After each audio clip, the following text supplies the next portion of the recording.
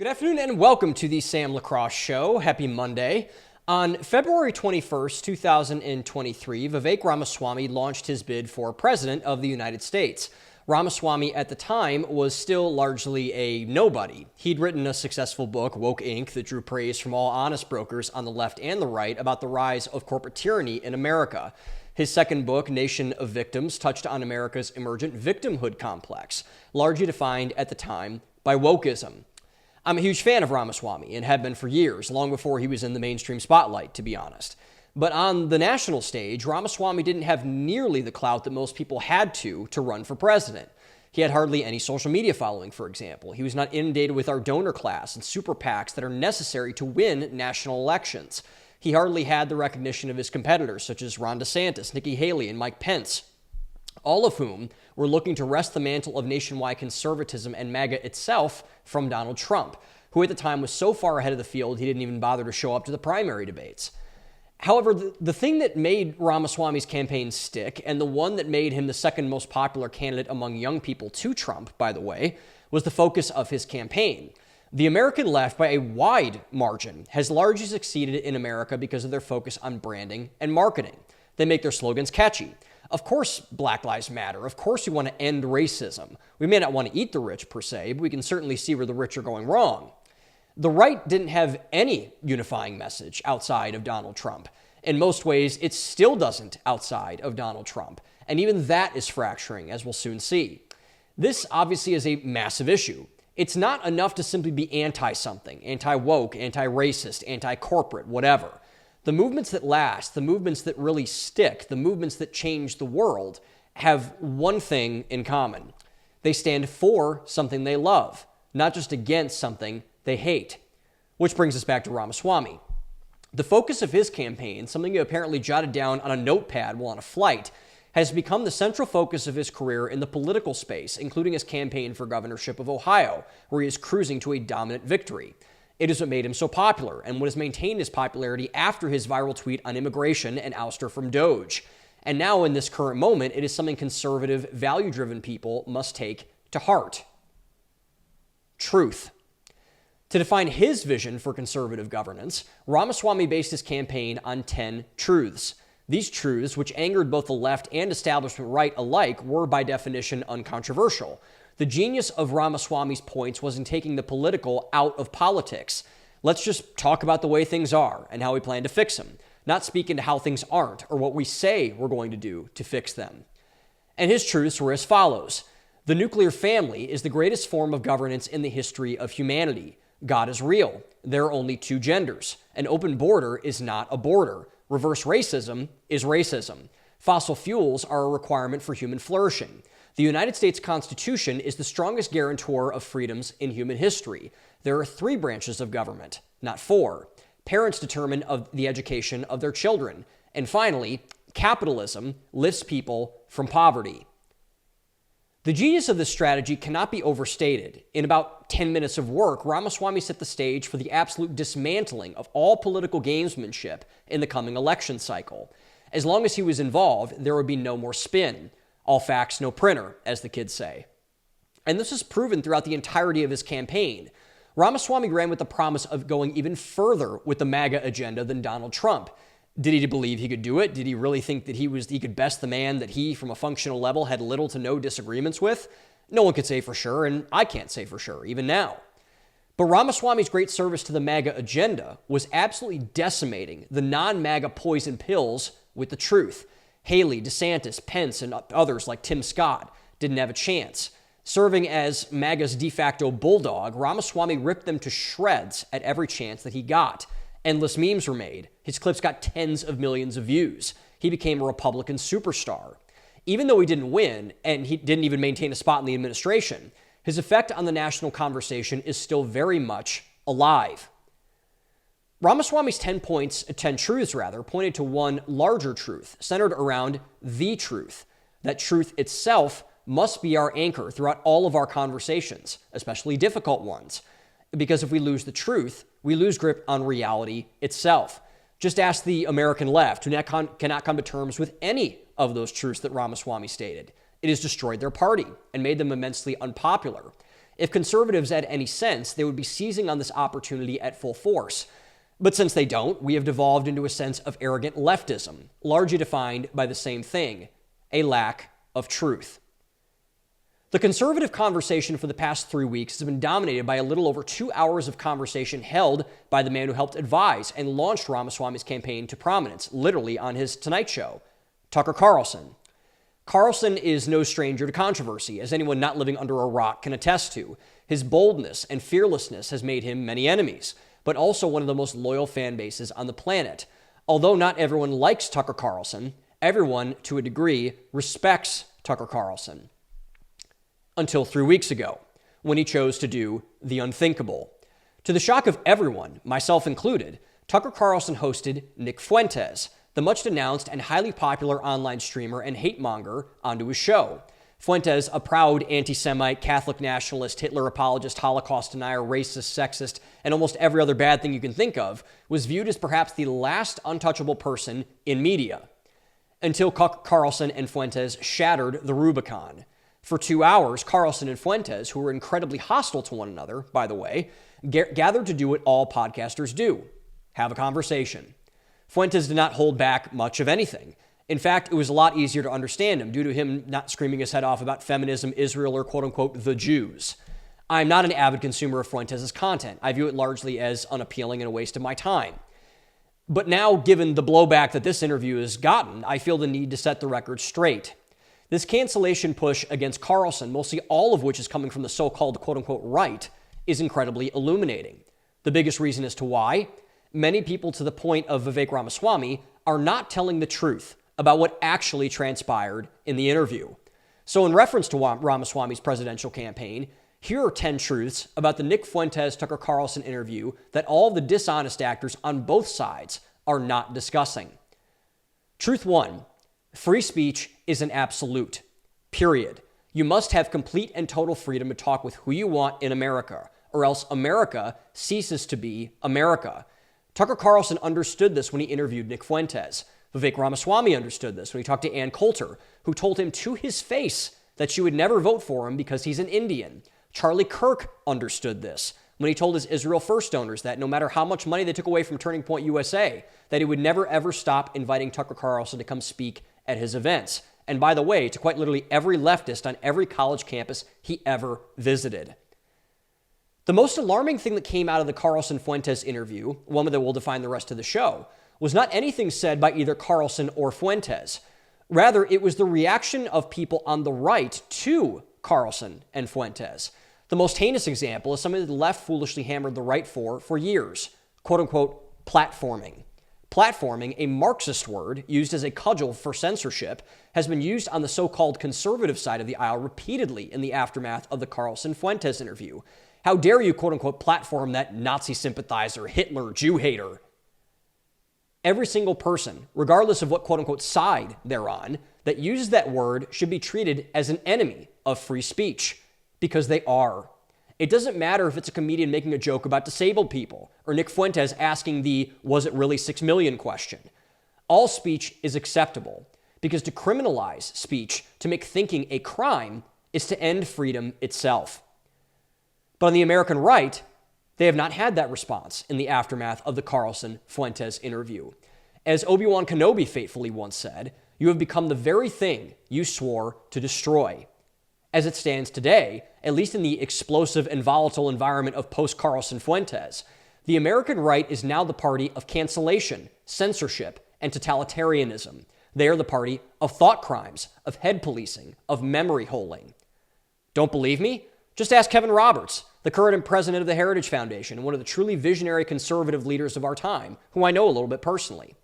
In a video afterwards defending free speech and his friend Tucker Carlson, the blowback was so intense that he had to host a Jewish struggle session that was soon leaked onto social media, where every person who rightfully made fun of and memed black and brown kids for complaining about quote-unquote racism and advocating for quote-unquote safe spaces hosted one of its own.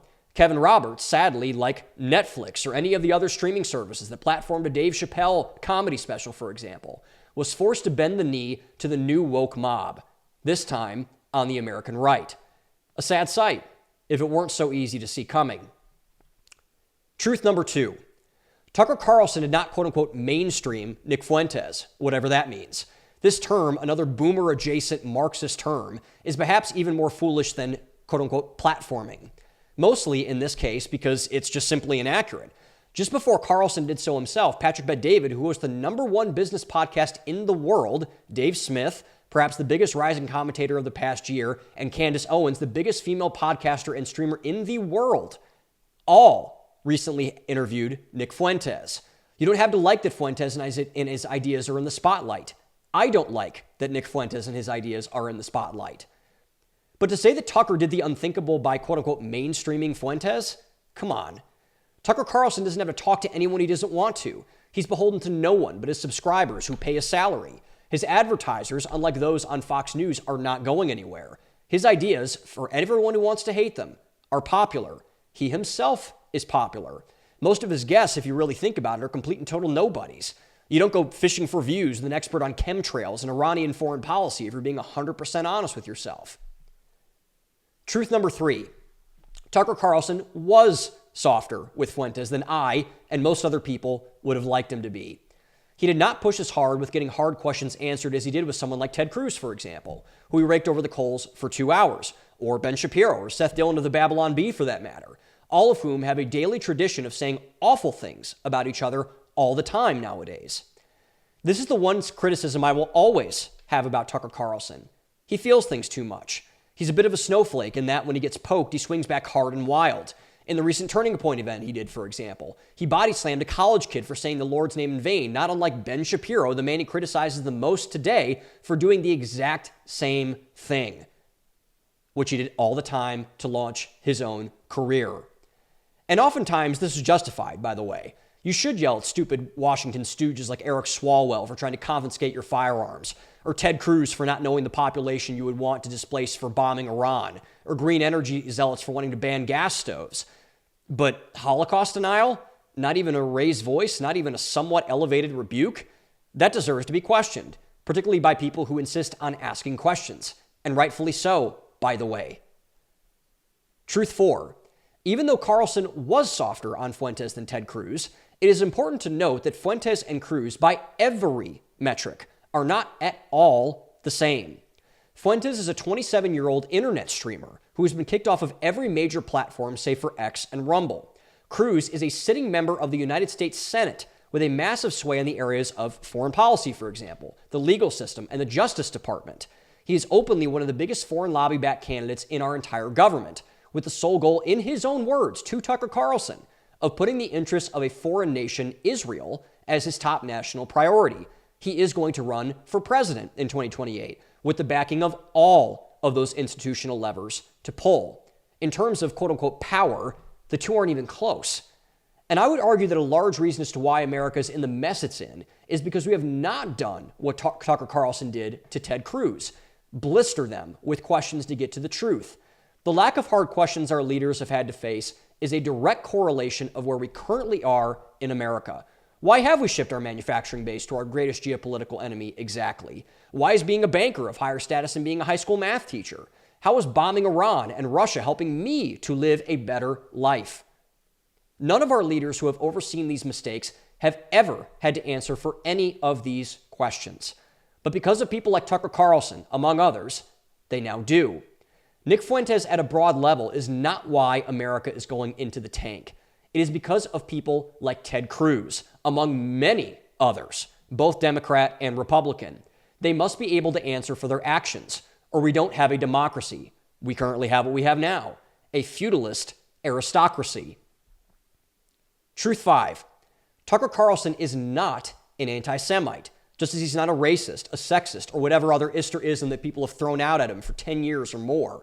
Tucker Carlson is not a hateful person. In fact, he only hates one group of people in power who abuse positions of power to crush people who have no power. Throughout his entire surge of influence over the last decade, that has been his common theme, one he has not deviated from in the slightest. Which leads to truth 6. It is not anti-Semitic to question a foreign government. I don't care if that government is Israel, Indonesia, or Iceland. When a foreign government wants a piece of your elected officials, it is a requirement that this must not be allowed to happen.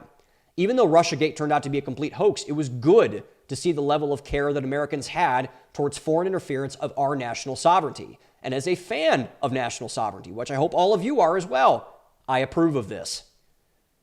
But that care, as we all have seen, turned out to be highly selective. Ask yourself this question. What if that lobby that everyone talks about, AIPAC, had a sister lobby, CHAPAC, the Chinese equivalent, or RAPAC, the Russian equivalent, or just IPAC, the Iranian equivalent? My guess and my hope, by the way, will be that there would be a massive and tremendous amount of pushback to any interference on our government by another government. But yet only one is allowed to exist. And at this point, I think we all know why. Truth number 7. Nick Fuentes is an anti-Semite. He has said so repeatedly that he does not like Jews. It is not just a critique of the state of Israel for him, just like it is for Tucker Carlson and others, or like it is for Tucker Carlson and others, Nick Fuentes has a deep hatred of Jewish people, a true anti-Semitism, like the wave that is unfortunately washing over many young men today. And it's not just Jews, by the way. It's black people. Just ask Candace Owens. It's women. It's everyone that is not like Nick Fuentes. I believe this to be a reason why Carlson was softer with Fuentes than he was with Ted Cruz, among other reasons. He was trying to disciple him, to teach him how to truly be a Christian.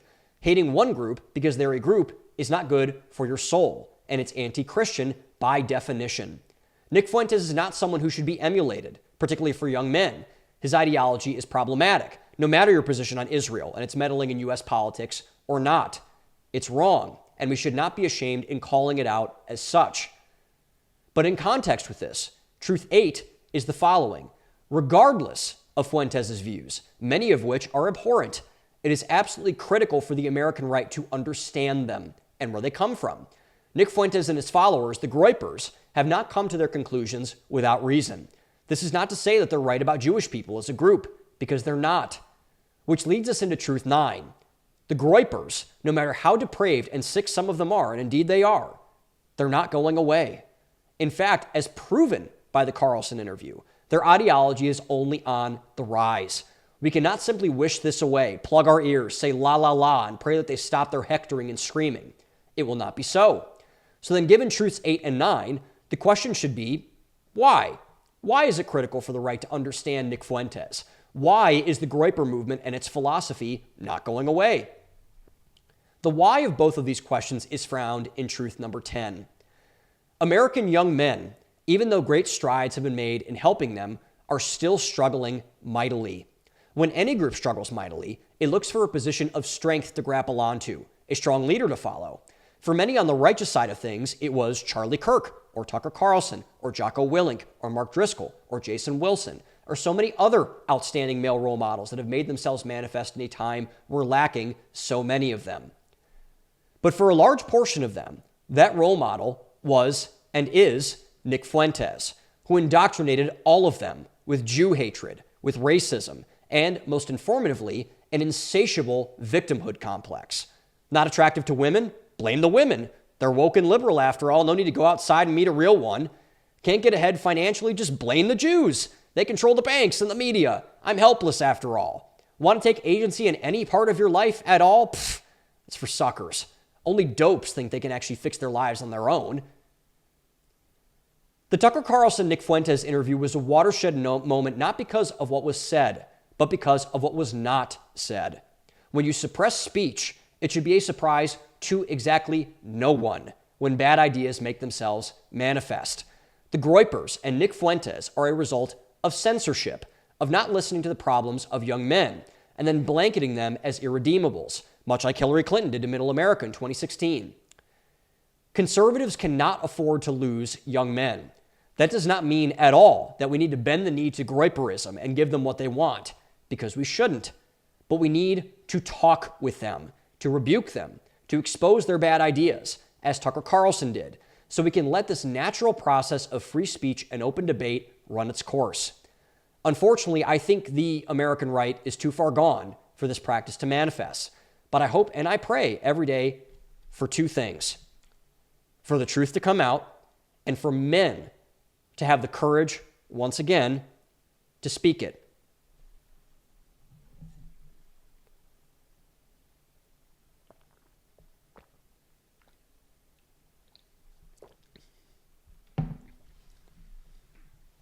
Okay, so I think the clearest thing that we have learned in the fallout of the Tucker Carlson and Nick Fuentes interview is that Nick Fuentes is not going away and the Groyper problem is not going away. Just like if a fire occurs in your house, the fire is not going to go away just because you want it to go away. You need to address the fire. You need to put out the fire. This is a fire that conservatives need to put out. And I'm not talking about, obviously not calling to violence for Nick Fuentes or any of the Groypers. Obviously not. But we need to address this. We need to deal with this. Just, again, plugging your ears and saying, la, la, la, it's not going to work. They've tried that. And Nick Fuentes has only gotten bigger. The Groyper, issue is only gotten bigger. Young men have only gotten worse because of this.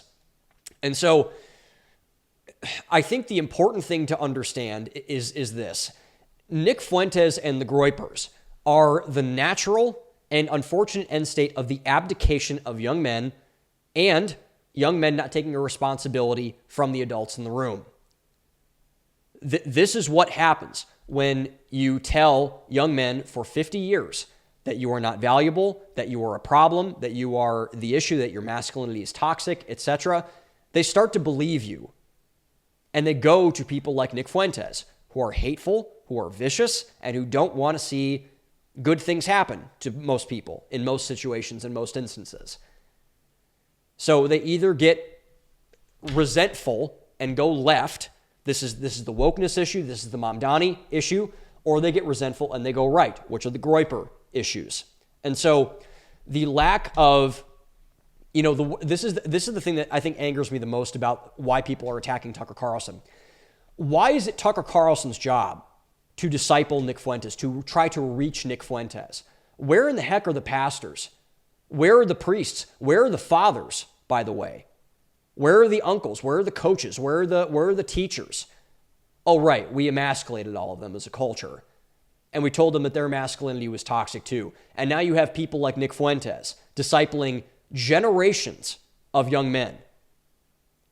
But yeah, Charlie Kirk's the problem. Tucker Carlson's the problem. No, you're the problem for allowing this to happen. You are the problem. You need to atone. You need to repent of your abdication of responsibility towards the young men in America, because this is your fault, your problem.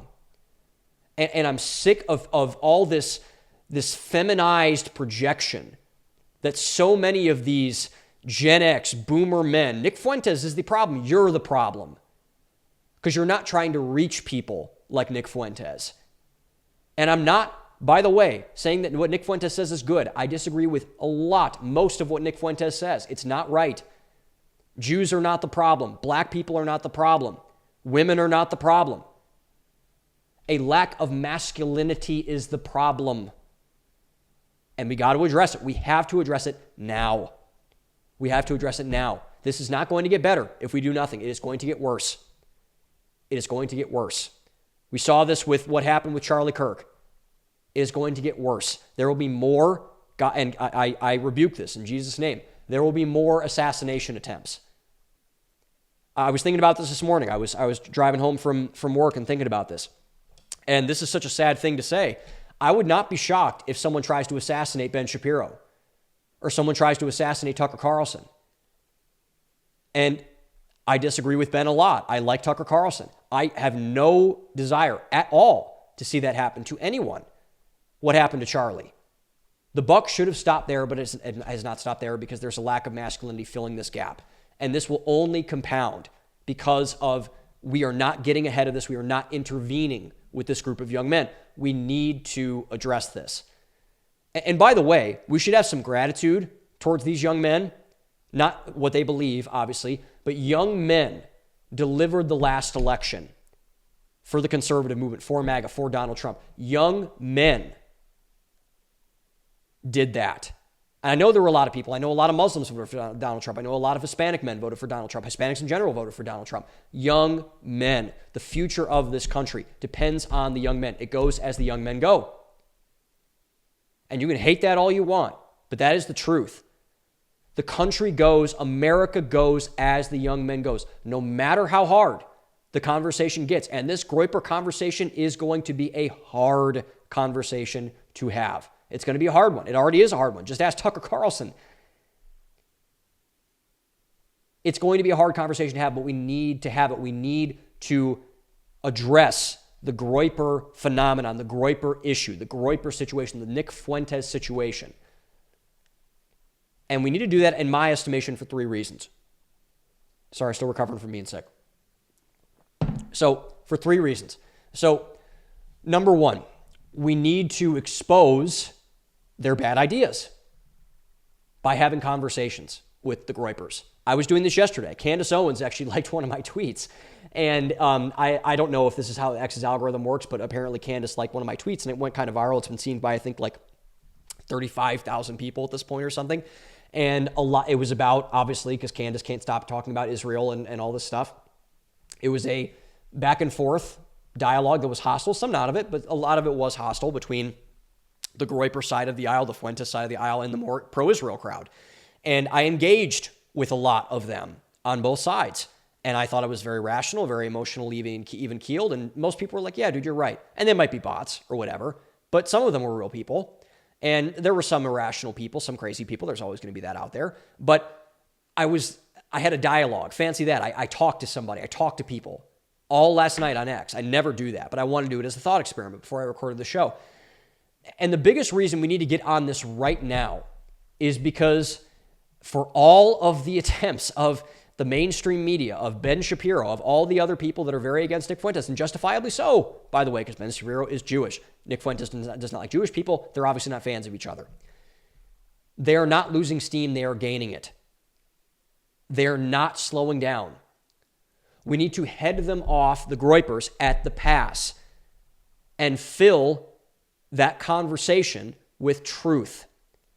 And that means no matter how uncomfortable it gets, and it will be uncomfortable, it already is uncomfortable, the amount of actual anti-Semitism on Twitter, X, for example, right now, is outrageous.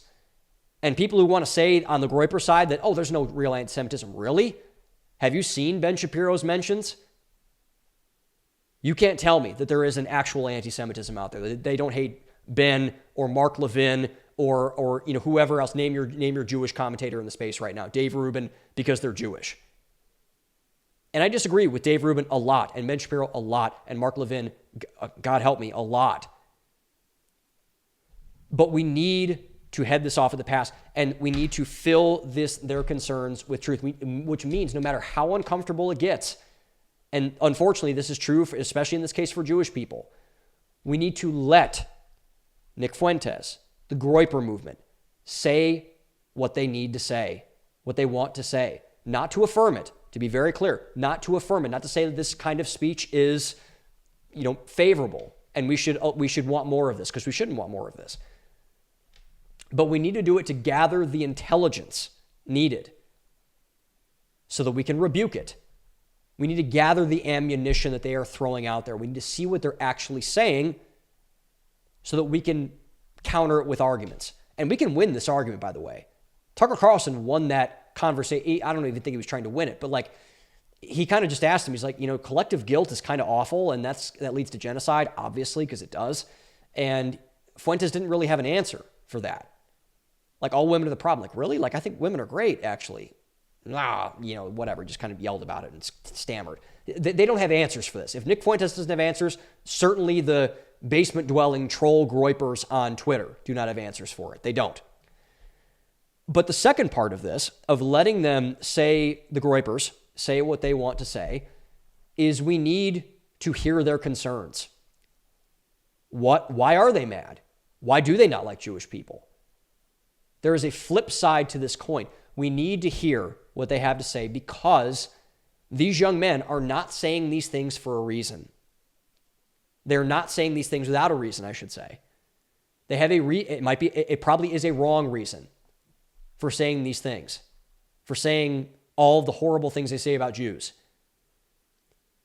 And this belief stems from, and we're, this is a very troubling thing that I'm seeing. We're losing this on all sides of the equation. People are not inherently evil and hateful. They need to be taught how to be evil and hateful. That hate is not I'm a Christian, I'm talking about this from a theological perspective. It is not of God that people are born hateful. We're not. Hatred is something that is a sin problem. It needs to be taught to people. One of the most instructive things, I think, in a time like this, I would recommend everyone watch the movie American History X, if you hadn't seen it before, with Ed Norton and I forget who else is in it, but Edward Norton is phenomenal in that movie. Hatred needs to be taught in order to survive. So we need to find out what is informing their teaching and do something about it so we can fix it. Daryl Davis was just on Joe Rogan. If you don't know who Daryl Davis is, he is responsible for retrieving, he's a black man, an older black gentleman, who has retrieved many white supremacist men out of the Nazi cult in America, out of the neo-Nazi movements. That is what we must do, which leads to my third point. We need to talk to Nick Fuentes and the Groypers so that we have a chance to save them. And this is not me whitewashing over all the things they said. They have sinned. They have said a lot of really awful things. But this is what disappoints me the most. What is so disappointing about the conservatives seeding these important battlegrounds, these important discussions, is that we have such a tremendous opportunity to bring back lost young men. The Groyper movement is a movement of lost young men. And by the way, this is what Charlie Kirk was so good at.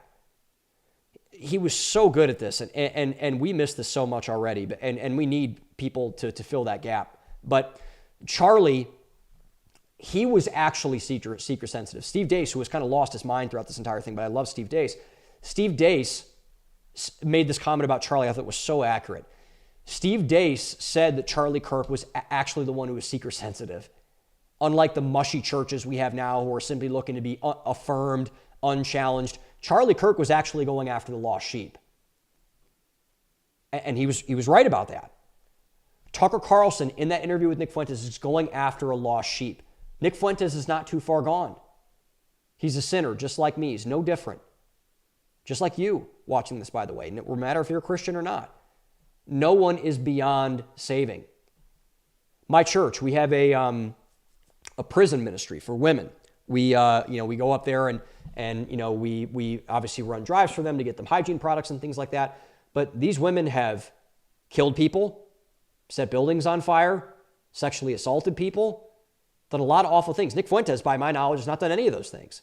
He has not killed people. He has not set anything on fire. He has not sexually assaulted somebody. He's just said words. And yet, we go into prisons. My church goes into that prison where no one wants to go. Oh, those women, just send them on death row and kill them. Like they're no good to society. Really? Because by my reading of Scripture, they're an image bearer of God, same as me, and that's not to not rebuke them. That's not to say, you sinned. You should repent of that. Nick Fuentes needs to repent of stuff. The Groypers need to repent of stuff. And if they don't choose to repent, that is their choice. But we need to give them the option. We must go. It is the call of conservatives, of men, of Christians, to go into the darkness. As Joseph Conrad once wrote, go into the heart of darkness and try our best to fill it with light. We need to go on offense here. We cannot wait for darkness to come to the light. We need to go on offense. We need to go to the darkness and fill it with light. And if they choose to live in the dark, that's their choice. But this laziness that I see from so many on the so-called right, it's unacceptable. It is frankly unacceptable that is allowed to happen. And that we have not held our leaders on the conservative Christian side of the aisle, that this posture is acceptable, because it's not acceptable. It's not. It's not acceptable to abandon all these young men, no matter how much you hate their ideas. And I hate a lot of their ideas too. But that is not an excuse to not go into the fray, to not engage, to not go into the darkness. That's what men do. That's what Christians do. And I would just say this is a challenge. If you're not making an attempt to do that, are you really a Christian or are you really a man? I would argue that you're not.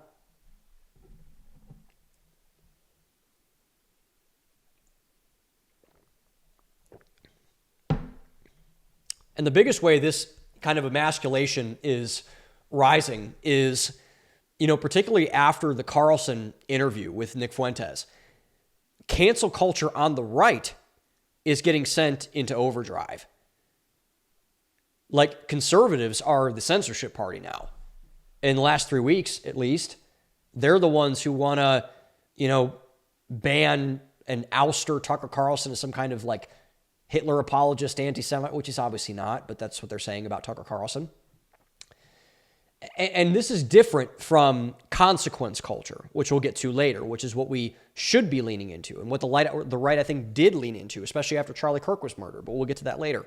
But like this whole, adoption of, Marxist language that, quote unquote, platforming. Like, what is platforming? Like, a platform is a noun and you've turned it into a verb. Like, what is that? I don't even, I'm a writer. I write all the time. I know you're not supposed to do that. Like this, mainstreaming, platforming. It's like this is like Orwell wrote about this in 1984. Like, what are you talking about? And it's very concerning, man, because like it is sunk in with people that are really institutional power players. Like I said, Steve Deace, who I love, the Daily Wire guys. And I think they're very positive in that way. Or not in that way, but in many other ways. Not in this way, obviously. This is this kind of just like, again, I will say it what it is. It's conservative censorship. It's conservative cancel culture. You can't talk to Nick Fuentes. You can't talk to Tucker Carlson. Really? You can't talk to Dave Smith? Dave Smith is like one of the nicest people in the space. All Dave Smith does is, he has strong opinions about things, and when he is against something, he's very against something, and I really appreciate Dave Smith for that. But Dave Smith is gracious to everyone who's given him a platform. He's constantly talking well about people. Tucker is the exact same way. It's like you're going after the wrong people. You're going after the wrong people. And this is a massive problem. It's a massive problem. We need to rebuke this, and we need to get over this right now. Because if we don't head this off at the pass, it will get worse. And so the way I think, the best way to talk about this is that if anyone has heard the analogy or the story of Chesterton's fence, it was a parable told by G.K. Chesterton, who was a British conservative thinker and philosopher, who said, I'll just tell the story real quick. If you are walking through the middle of a field and you see just a stretch of fence, maybe 20 feet long in the middle of the field, the difference between conservatives and liberals, generally speaking, is what they do with the fence. The liberal says, well, that fence doesn't have any purpose. It's just in the middle of the field. We should just bulldoze it right off the bat.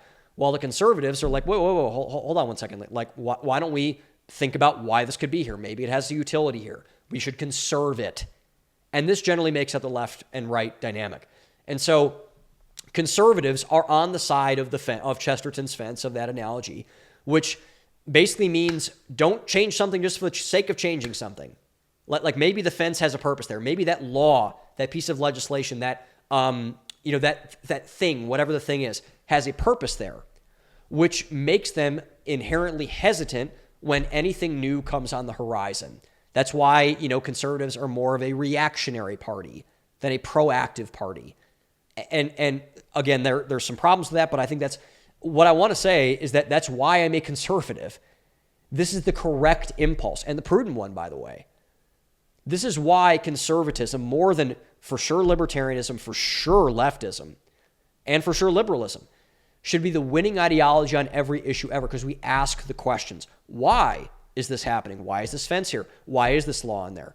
Let's not get rid of it yet. I'm not. And by the way, I think conservatives can be too clingy on this. We'll get to that in a second, because they often say like, well, we shouldn't move past anything ever given a certain situation. It's like, whoa, that's not what I'm saying at all. And this is what unfortunately has happened on the American right, especially at post Tucker Carlson, Nick Fuentes interview. Because when this conservative impulse of not bulldozing the fence is weaponized in an unrighteous way, which it certainly is, post Nick Fuentes and Tucker Carlson, this leads to totalitarianism in the vein of clamping down on everything on an ideological lens. When you look at the furthest extension of unrighteous conservatism, which is right-wing fascism, Adolf Hitler, Hirohito, Mussolini, which is so ironic because Hitler's obviously the embodiment of right-wing, fascism in that way. And Tucker Carlson and Nick Fuentes are getting compared to Hitler, which they're not. And there are a lot of things, but they're not Hitler.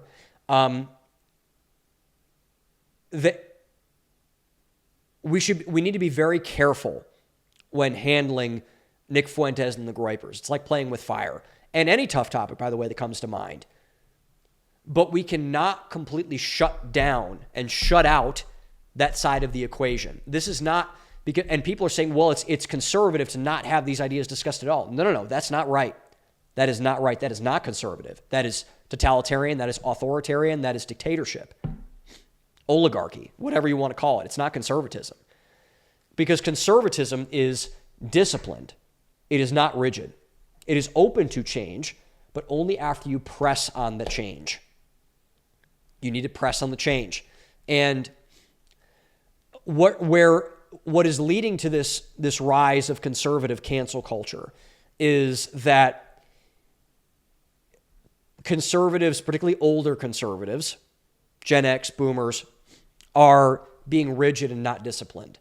They don't want to let go of what was formerly the established narrative that you can shut out someone like Nick Fuentes. You don't have to engage. You don't have to even entertain their ideas. Like, yeah, you do, actually. Because Nick Fuentes, like it or not, is very popular, particularly among young men. He's the most popular commentator for young men out there right now. It's not even close. It's not Tucker Carlson. It's not Ben Shapiro. It's not Dave Smith. It's Nick Fuentes, which is why this is going to lead to disaster if we do not get a handle on this, like, right now. And I want to be, again, I'm trying to be as clear as I possibly can about this. We need to be very stringent when handling real anti-Semitism, which Nick Fuentes is a real anti-Semite. But we also need to know what we're dealing with on the opposite side of that. Because shutting up speech and controlling speech leads to more of that speech being louder and more harmful. Just ask the Capitol rioters on January 6th. They were probably just Facebook moms at one point. Now they're getting thrown in federal prison without bail or parole.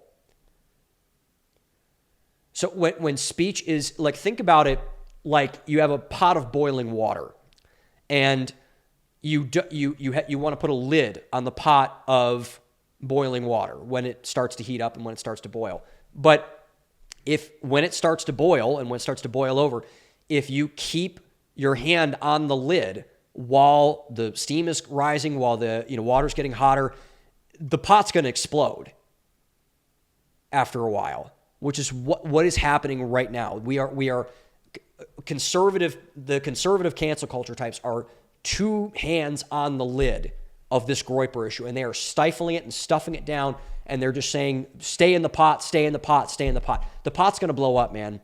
And it's already starting to blow up. It's already starting to crack, and steam's already starting to get out. So the right way to boil anything, if anyone has cooked anything ever, take the lid off. Let the steam go into the air. Let people say what they want to say so we can have a proper lay of the land in all of these areas and not just be reactionary, people on this topic. Because being reactionary to something like Nick Fuentes and the Groypers, who basically pray and go after reactions in every scenario ever, is not the way forward.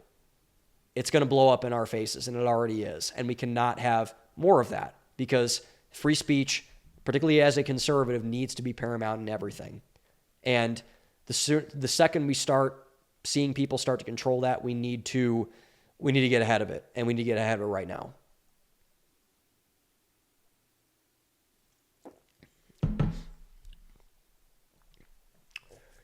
So I want to take a slight pivot off of that, and we'll get back to Fuentes and Carlson in a second. But I found this to be very interesting because I was looking up, okay, what are the threats to this conversation about, Israel and Jewish people and the Groypers and anti-Semitism and everything like this? What are some barriers to this? And I came upon this. This is a very fascinating thing. No one's talking about this, but there is a company in the independent media space called Red Seat Ventures, if you've heard of this. If anyone's heard of this, please let me know.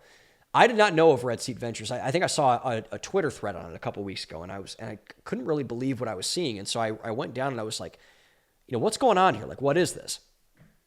And so I did some research on it, and Red Seat Ventures is a shadow company of conservative media, independent conservative media, which is very concerning. It recently acquired Megyn Kelly's show. Megyn Kelly's show was funded by Red Seat Ventures, made possible by Red Seat Ventures. Bill O'Reilly's show, which has been massive for 50 years at this point, and he's now he does a lot of stuff with News Nation. He's employed by The First. He has his own channel, obviously, in his own independent space.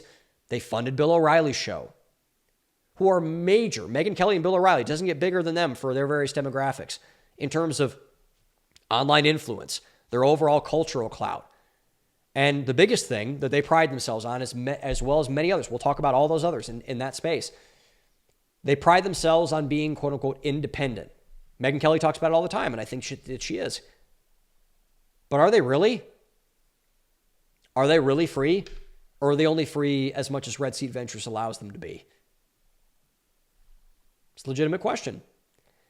And it kind of sent me down this rabbit hole of okay, what does free, what does independent mean? And I think what freedom and independence truly means is that you are only free, and I mean only free, if you're able to sustain yourself, whether it's financial, whether it's physical, whether it's emotional, without outside intervention, which is now in doubt with these two titans. If you're, if you have your own house, but your parents are paying your mortgage, you're not free, you're a slave. If you can't go a week without seeing your therapist, you're not mentally tough. Sorry, you're not. And this, I think, is more apropos to someone like Bill O'Reilly than this to Megyn Kelly. Megyn Kelly has a lot of other financial opportunities and backers on this, but we'll see. And I went down the Red Seat Ventures rabbit hole as well, and I was stunned by this. It is owned, Red Seat Ventures, by News Corp. Who owns News Corp? Rupert Murdoch. What does Rupert Murdoch also own? Fox News, The Wall Street Journal, The New York Post. It's whoa. Megyn Kelly and Bill O'Reilly both got fired by Fox News. They're not working for Fox News or the company that owns Fox News? Yes, they are. They helped to launch them. And guess who else is tied in with Red Seat Ventures? Candace Owens, Tucker Carlson, Eric Bolling, Brett Cooper. Massive people in this space. And I'm looking at all this and I'm like, what in the world is going on here? And that led to a question. Is this whole thing an op? Is independent media real? Is anyone truly independent? Is anyone really free to say what they want to say anymore? What if Red Seat Ventures doesn't like the Tucker Carlson Nick Fuentes interview? They fired Tucker Carlson for less than that. They fired him. Fox News fired him for questioning the war in Ukraine. And so who's to say that Red Seat Ventures can't stick their foot in the door and gag Tucker Carlson, Megyn Kelly, Candace Owens, Eric Bolling, Brett Cooper? Who's to say they can't gag him now? Jesse Kelly, who I also love, Bill O'Reilly. I was floored when I heard about this. And I encourage you to go to, it's right on Red Seat Ventures website, by the way. They don't hide it. And so there is this, this notion about quote unquote independence. On the positive side, I don't want this to be a doom and gloom thing. Oh my gosh, it's all over. It's not all over. there's this notion, this kind of like, again, this rugged individualism, like very libertarian conservative notion that you need to do everything by yourself. That no one's going to help you, no one's going to save you. And in many ways, that's true. You shouldn't depend on that. But the good thing is that when you are in the vein of righteousness, that's not true. You're not by yourself. We all in this cause, whatever cause this is, whether it's your church, whether it's the independent media space, we all need to be united in a common mission. And the quote-unquote independent media space is no different, whether that's with Red Seat Ventures or with somebody else. Now, we need to be careful, obviously, of influence and of corruption and call it out in all spaces when we see it. But the tough reality of the conservative media space, the independent media space as a whole, I should say, is that the American right, the conservative MAGA people, have not had, and the libertarian people, by the way, have not had an answer to the institution question. We do not have a media apparatus that's mainstream. We don't have a New York Times. We don't have a CBS News. No matter how much Barry Weiss wants to cosplay like she's independent inside of CBS News, she's not. Which is where, Red Seat Ventures is filling itself in with helping to launch all these careers, these shows, these channels. And I think now, should we be, it's kind of like, BlackRock and State Street, like they own everything. Like Red Seat Ventures, they own like a lot of conservative media spaces. And we should be very grateful that, in a way, and we should not have our gratitude be like wool over our eyes, scales on our eyes. We should be grateful that someone, in this case Red Seat Ventures, is at least trying to help and participating in this. We can't become what we hate, the left, the mainstream media, whatever. But we always need to be on guard with compromising our principles. And we cannot let that go astray, no matter how much, because, I don't know what the deal is between the financial obligation is between all of these different factions with Tucker or Meghan or Candace or whoever else and Red Seat Ventures, Bill O'Reilly, but it's not probably small. And I think, thankfully, Red Seat is allowing them to say whatever they want to say, particularly in the case of like Candace or somebody like Candace. And that's good. And we should say that it's good when something is good. We should not be Chicken Little, sky is falling. It could be, but it also could not be. But I thought that was interesting that there's this massive company that no one knows about, Red Seat Ventures, that's pioneering apparently all this independent media stuff. And so it's going to be very interesting to see what happens as this conversation heats up, what's going to happen with all these issues, not just the Groyper Israel issue, but many others. So we'll see.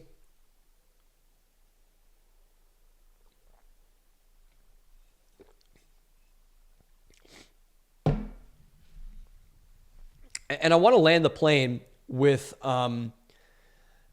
this discussion of consequence culture versus cancel culture. I think the right, conservatives got this right for like 2 seconds after Charlie Kirk was assassinated. And so I want to make sure that we are, that we're putting this in the proper context. So Jimmy Kimmel gets on his nightly show, I believe on ABC. It's ABC. And told a joke about Charlie Kirk getting killed. And he got a lot of blowback from it. People hammered him for that joke. And they should have hammered him for it because it was not appropriate. And Jimmy Kimmel is now come out now that Jimmy Kimmel was wanting to go a lot harder on MAGA and Charlie Kirk. And he's probably not upset that Charlie was assassinated. I wouldn't be shocked about that at all. And what was hilarious about that was that, the left came out and said, well, this is cancel culture and conservatives, they talk a big game, but then Jimmy tells a joke they don't like and it's an attack on free speech. It's like, okay, number one, it's not an attack on free speech that Jimmy Kimmel almost got kicked off the air. It was an audience voicing an opinion on what they wanted.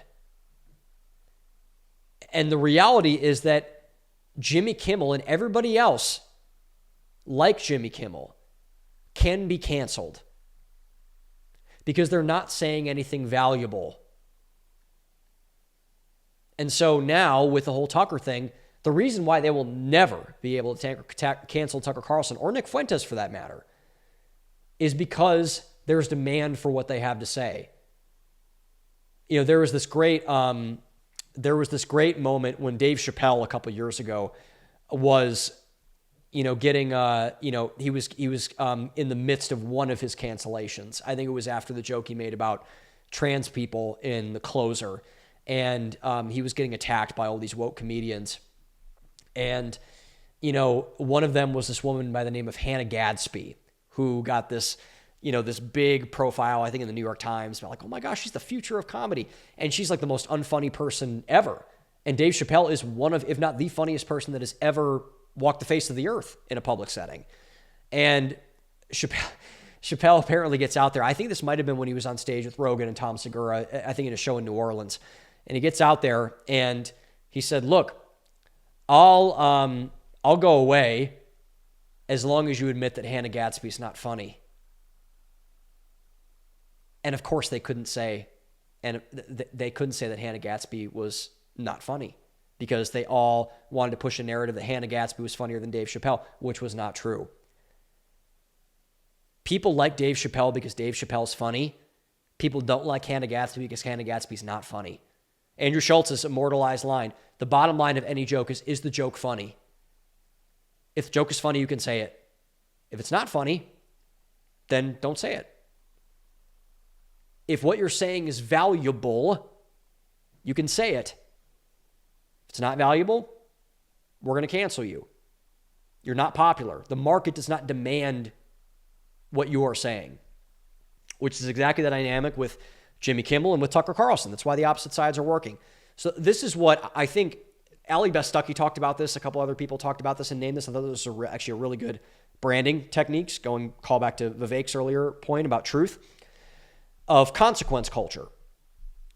So consequence culture, which is what conservatives should be leaning into, is when you say things the audience rejects and that doesn't move the needle forward, you are not being canceled because someone wants to cancel you, because of your opposition, because you have haters, or the woke people are coming after you, or whatever. You're being canceled because you suck. Jimmy Kimmel sucks. That's why he could be canceled. Tucker Carlson, to his audience, does not suck. Why they'll never be able to cancel Tucker Carlson, or Nick Fuentes, or anybody that has the demand of whoever they have. This is the what have you done for me lately question. When there is no demand for what you provide, whether it's a widget or a product or a service or a podcast, when there is no demand for that thing, you are expendable. You're expendable. So the goal should be to make yourself more valuable, not demand that all the world be made in your image, be different according to you, where you get to play God and say what is acceptable, what's not acceptable. You don't get to decide that. I say this about writing all the time. When I write an article, when I write a book, when I make one of these shows, I have a lot of opinions I have all the editorial control. I have everything that I say on here is what I want to say. I can't get, no one will ever tell me to shut up ever about anything. But when I put it out there, it's not mine anymore. It's the market's. You guys decide whether you like what I have to say or not. And I have to adjust and do all those things to make sure my content is valuable. And this is, by the way, where the right has been correct in calling out the mainstream press, the mainstream media, because they have been propping up these dead corpses of institutions for years. ABC News, the New York Times, CNN, and where the left would do well is that they need to let the markets do the work and let them die. Like, we learned this in every single economic bubble. Anything that inflates value without the inherent bolstering from the bottom up is not real. That's why the mortgage crisis happened. That's why the dot-com bubble happened. That's why the COVID bubble happened. And it should be rebuked immediately and set up for cancellation. So, like, if no one tried to save CNN, CNN would die on the vine. They would wither on the vine. And this is why free speech is important. And wrapping this all up with this whole hour-plus long rant on, I hope it was a tolerable rant at least, on free speech and the Carlson-Fuentes thing. This is why free speech is important. We need to have dumb people like Jimmy Kimmel, like Nick Fuentes, speak so that smart people, Tucker Carlson, other people in that sphere, can redirect them, can own and insert themselves in the conversation, in the fray, so that they can correct them and rebuke them and do all the things needed to be done to make sure that things are happening in that proper way. Because free speech is the only way to flush out bad ideas and stupid people. It is the only way. So given that, we need to let them do, the stupid people, what we need to do and talk. The same is true with Jimmy Kimmel as it is with Nick Fuentes. By the way, as it was true with Andrew Tate. Remember the Andrew Tate thing? Oh my gosh, Andrew Tate's going to take over the world. Andrew Tate's not relevant anymore. At least not nearly as he once was.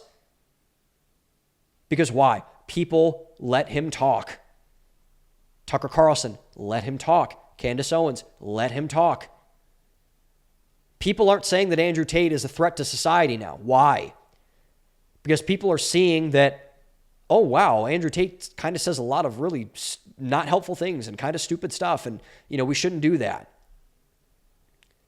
The same is exactly true with Nick Fuentes. And every single person that opposes freedom of speech, particularly in the case of malicious and stupid people like Nick Fuentes and Jimmy Kimmel and Andrew Tate, they're an enemy. And we need to get them out of the conversation so we can have the smart people inside of the conversation. Bottom line, the market works, folks. Whether it's ideas or business or anything, or churches or anything else, the market works. So use it. Let the market do its thing.